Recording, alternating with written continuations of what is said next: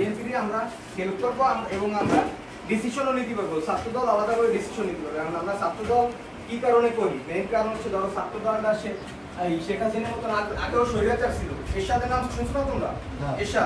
এরশাদ বিরুদ্ধে আন্দোলন করছে 90 সালে আমাদের অগ্রজরা, আমাদের সিনিয়র ভাই ব্রাদাররা, তারা এখন জাতীয় নেতা এমপি মন্ত্রী হয়েছে, তারা এরশাদকে দমন করছে।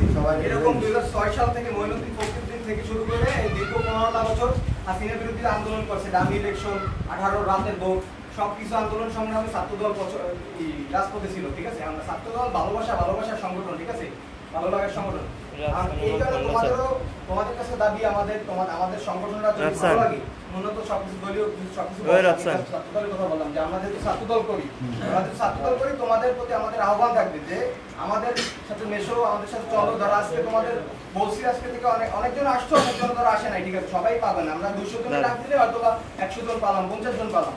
ঠিক আছে, আবার ধরো তোমরা আমাদের ভালোবাসে আসলা। ঠিক আছে, আমাদের ভালোবাসা তুমি দমরে ভালোবাসো, তুমি খালেদা জিয়ার আদর্শ দেখো, তাদের আদর্শ যদি তোমাদের ভালো লাগে তাহলে নেক্সট আমাদের সাথে আসবে। ঠিক আছে, এখন জিয়াউর রহমান 19 দফা নিয়ে দেশটা পরিচালনা করছিল। সেই যে সময় ফার্স্টে ক্ষমতা আসছে বঙ্গবন্ধু মৃত্যুর পরে, সেই পরিবর্তে 5 বছর রাষ্ট্র পরিচালনা করছে, তার কোনো দুর্নীতি ছিল না।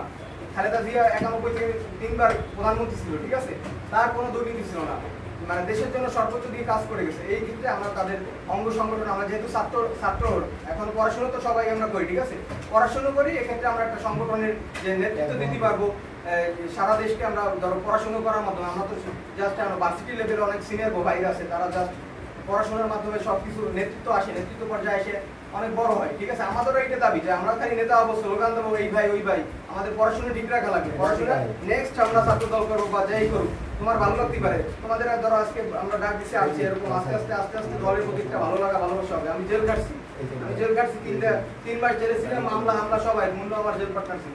আমরা হামলা করছি যে দিন আজকে আমরা কমিটি করছি, আমাদের কিন্তু কেউ চেহারা দেখে কমিটি না।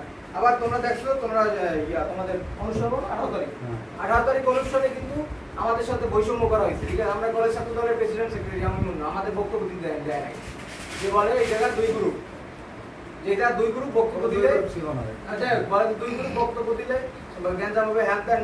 দেখছো, তারা আজকে কমিটি পায় না, তারা আজকে কমিটি শেষের বাদ।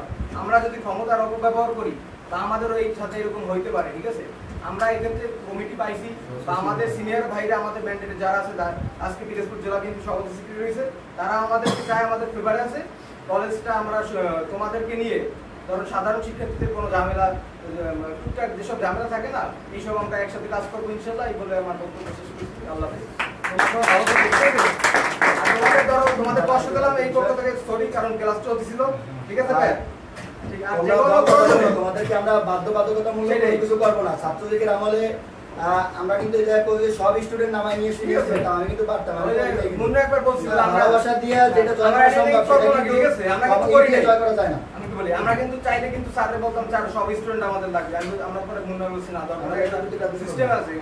আমরা যদি ছাত্রলীগের মতন ই করি, প্রিন্সিপাল সাথে যায় স্যারের চেয়ারে যায় বলি যে স্যার এটা লাগবে ওইটা লাগবে, আমরা কিন্তু ওইটা করি না। ঠিক আছে, আমাদের সংগঠনের ভালো, আমাদের সাথে মিলবে তোমরা, আমাদের